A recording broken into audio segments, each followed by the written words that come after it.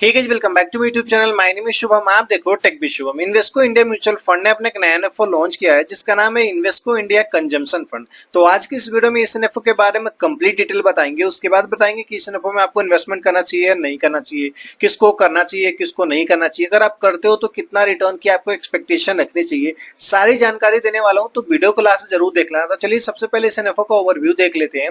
Fund का नाम है इन्वेस्को इंडिया कंजम्पशन फंड। तो थोड़ा सा फंड के नाम से एक चीज तो क्लियर हो रहा होगा कि कंजम्पशन का मतलब क्या होता है। तो मैं थोड़ा सा भी यहीं पे क्लियर कर देता हूं। तो एक सिंपल लैंग्वेज में आपको बताऊं तो अगर इस फंड में अगर आप पैसे इन्वेस्टमेंट करोगे तो आपका जो पैसा है उन सभी कंपनीज में इन्वेस्टमेंट होगा जिसके प्रोडक्ट इंडिया के जितने भी लोग हैं वो डेली लाइफ में यूज करते हैं। तो ये तो बात आपको समझ में आ गया कि आपका जो पैसा है कहाँ इन्वेस्टमेंट होने वाला है, इसका ग्रोथ है या नहीं है, सब चीज हम डिटेल में डिस्कस करेंगे। तो वीडियो को लास्ट जरूर देखिएगा। ये जो फंड एक ओपन एंड फंड है, इंडेक्स कैटेगरी का फंड है। यह जो एनएफओ है 3 अक्टूबर 2025 को ऑलरेडी ओपन हो चुका है और एंड हो जाएगा 17 अक्टूबर 2025 को। तो अगर इस टाइम पीरियड के बीच में इस एनएफओ में अगर आप पैसे इन्वेस्टमेंट करते हो तो इस फंड का एक एनएवी आपको 10 रुपीज में मिल जाएगा। इसके बाद भी ऐसा नहीं है कि आप इन्वेस्टमेंट नहीं कर सकते, करोगे जो मार्केट में एनएवी प्राइस चल रहा होगा उस पे आपको मिल जाएगा। मिनिमम इन्वेस्टमेंट स्टार्ट कर सकते हो 1000 रुपीज से इस फंड में एनएफओ टाइम के दौरान। बाकी इस फंड में इन्वेस्टमेंट करते हो तो एग्जिट लोड भी है। इन्वेस्टमेंट करने के विद इन 3 मंथ के अंदर में ही अगर पैसे को रिडीम कर लोगे तो आपको 0.50% का जो है एग्जिट लोड भी पे करना पड़ेगा। इस फंड के जो फंड मैनेजर है वो मनीष जी है और अमित जी है और इस फंड का जो बेंचमार्क है Nifty India consumption total index है। तो चलिए समझते हैं कि कंजम्पशन मार्केट में आगे ग्रोथ है भी या नहीं है। ग्रोथ है तो कितना ग्रोथ है। अगर इस फंड में इन्वेस्टमेंट करते हो तो आपका जो पैसा है किन किन कंपनीज में इन्वेस्टमेंट होगा, सेक्टर वाइज भी देखेंगे। और ये जो बेंचमार्क है Nifty India consumption total index, इसने पास्ट में कैसा परफॉर्म करा है, सारी जानकारी देने वाला हूं। तो वीडियो को लास्ट से जरूर देखना। तो चलिए सबसे पहले आपको बता दूं कि अगर आप चैनल पे नए हो तो प्लीज चैनल को सब्सक्राइब करके बगल के बेल आइकन जरूर दबा लेना, क्योंकि इस चैनल पे मैं आपके लिए पर्सनल फाइनेंस, बैंकिंग और म्यूचुअल फंड से related video back to back लेकर आते हैं। तो चलिए समझते हैं कि कंजम्पशन मार्केट में ग्रोथ है या नहीं है। जैसे कि आपको पता होगा कि इंडिया के जो पॉपुलेशन है दिन पर दिन बहुत बढ़ती जा रही है।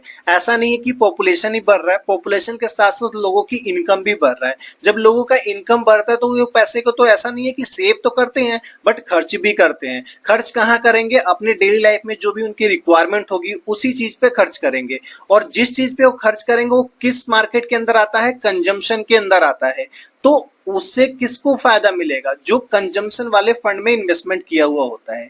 आजकल आपने ये भी देखा होगा कि दिन पर दिन कुछ नए नए ट्रेंड चल रहे होते हैं, चाहे वो फैशन का ट्रेंड हो, चाहे बाइक का ट्रेंड हो या नया कार लेने का ट्रेंड हो। तो लोग एक दूसरे को देखकर उस ट्रेंड को भी फॉलो करना चाहते हैं। तो उस कंडीशन में भी होता क्या है? खर्चे होते हैं, सब के सब पैसे खर्च करते हैं। कहाँ खर्च करते हैं? अपने डेली लाइफ के चीजों को यूज करने में। तो उससे भी बेनिफिट किसको होता है? कंजम्पशन मार्केट का होता है। तो पहला तो आपको समझ में आ गया कि कंजम्पशन मार्केट में तो ग्रोथ है, वो कितना ग्रोथ है वो हम आगे डिस्कस करेंगे। दूसरा फायदा ये होने वाला है, जैसे कि आपको पता होगा कि जीएसटी 2.0 गवर्नमेंट ने लॉन्च कर दिया है। दैट मीन्स कि जितने भी प्रोडक्ट है सभी पे जो जीएसटी पहले ज्यादा लगता था उसको कम भी कर दिया है। तो जब प्रोडक्ट के जो प्राइस है वो कम होंगे तो लोग ज्यादा खरीदेंगे। इससे भी क्या फायदा होगा? किसको फायदा होगा? कंजम्पशन मार्केट को भी फायदा होगा। यहां तक आपको एक बात तो समझ में आ गया होगा कि धरती पर मनुष्य जब तक रहेंगे तब तक कंजम्पशन में ग्रोथ है, यानी कुछ ना कुछ खरीदेंगे और खरीदेंगे तो फायदा किसको होगा? जो उस प्रोडक्ट को कंपनी बनाता है। तो ये तो चीज आपको क्लियर होगा। अब देखते हैं कि कंजम्पशन मार्केट में रिस्क कितना है अगर हम इन्वेस्टमेंट करते हैं तो। एक चीज आपने सोचा होगा कि कंजम्पशन मार्केट में जो भी कंजम्पशन से रिलेटेड प्रोडक्ट बनाता है वो ऐसा तो नहीं है कि सभी के सभी स्मॉल कैप कंपनीज है, सभी के सभी मिड कैप कंपनीज है, सभी के सभी लार्ज कैप कंपनीज है। ऐसा बिल्कुल नहीं है। उसमें से बहुत सारे ऐसे कंपनीज है जो कि लार्ज कैप भी है, मिड कैप भी है, स्मॉल कैप भी है। तो ओवरऑल आप अगर इस टाइप के फंड में इन्वेस्टमेंट करते हो तो आपका जो पैसा है large cap, mid cap, small cap तीनों में इन्वेस्टमेंट होता है, जिससे होगा क्या कि रिस्क थोड़ा सा कम हो जाएगा। तो चलिए समझते हैं कि इस फंड में अगर आप पैसे इन्वेस्टमेंट करोगे तो आपका जो पैसा है किन किन कंपनीज में इन्वेस्टमेंट होगा, सेक्टर वाइज भी देखेंगे। उसके बाद देखेंगे कि जो कंजम्पशन इंडेक्स है उसने पास्ट में कैसा परफॉर्म करा है और आपको इस फंड से कितने रिटर्न की एक्सपेक्टेशन रखनी चाहिए, सारी जानकारी।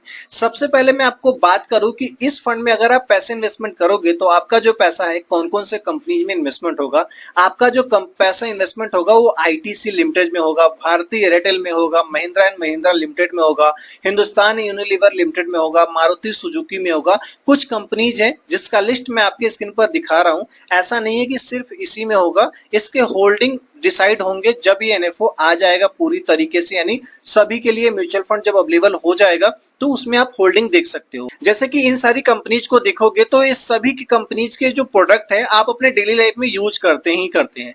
आईटीसी जैसे कि सिगरेट बनाती है और भी बहुत सारी चीजें बनाती है। भारतीय एयरटेल जैसे कि आप उसका सिम यूज करते हो, महिंद्रा एंड महिंद्रा लिमिटेड उसकी आप गाड़ी यूज करते हो, हिंदुस्तान यूनिलीवर आज के डेट में उसके डेली लाइफ में जो यूज होने वाले बहुत सारे प्रोडक्ट बनाता है। तो बहुत सारी चीजें हैं। तो चलिए हम सेक्टर वाइज भी देख लेते हैं। Fast moving and consumer and goods में ज्यादातर जो आपका पैसा है वो इन्वेस्टमेंट होगा। ऑटोमोबाइल एंड ऑटो कंपोनेंट्स में इन्वेस्टमेंट होगा, कंज्यूमर सर्विसेज में होगा, कंज्यूमर ड्यूरेबल पे होगा, टेलीकम्युनिकेशन में होगा, health care services, power reality, इस सभी पे इन्वेस्टमेंट होगा। एंड साइड में आपको वेटेज का परसेंटेज भी दिख रहा होगा। ये वेटेज का परसेंटेज इस इंडेक्स के अंदर में है, Nifty India consumption total index के अंदर में इन सभी सेक्टर का, इन सभी कंपनीज का कितना वेटेज है। बाकी जब फंड आ जाएगा तो उस फंड में कौन से कंपनीज में, कौन से सेक्टर में कितना परसेंटेज पैसा इन्वेस्टमेंट करना है, ये उनके फंड मैनेजर के ऊपर डिपेंड करता है। क्योंकि कोई भी नया फंड आता है तो वही चाहता है कि जो उनका बेंचमार्क है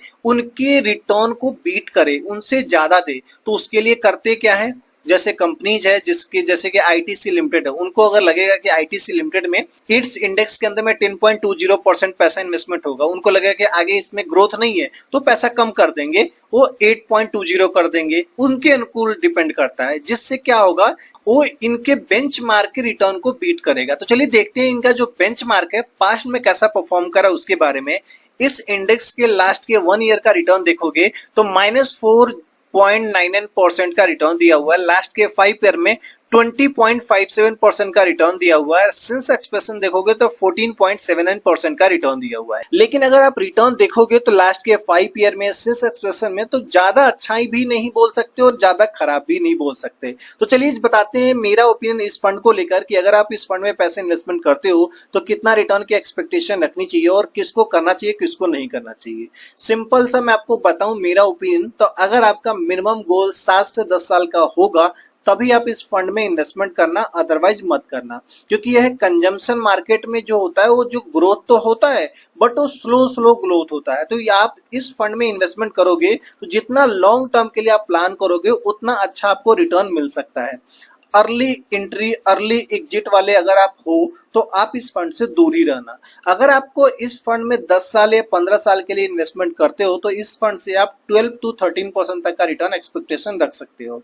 बाकी कैसे लगी वीडियो कमेंट करके जरूर बताइएगा। अगर आपको वीडियो पसंद आया तो वीडियो को लाइक कीजिए, चैनल पे नए हो चैनल को सब्सक्राइब कीजिए। मिलेंगे इस तरह के नेक्स्ट वीडियो में, तब तक के लिए धन्यवाद। Stay safe, take care.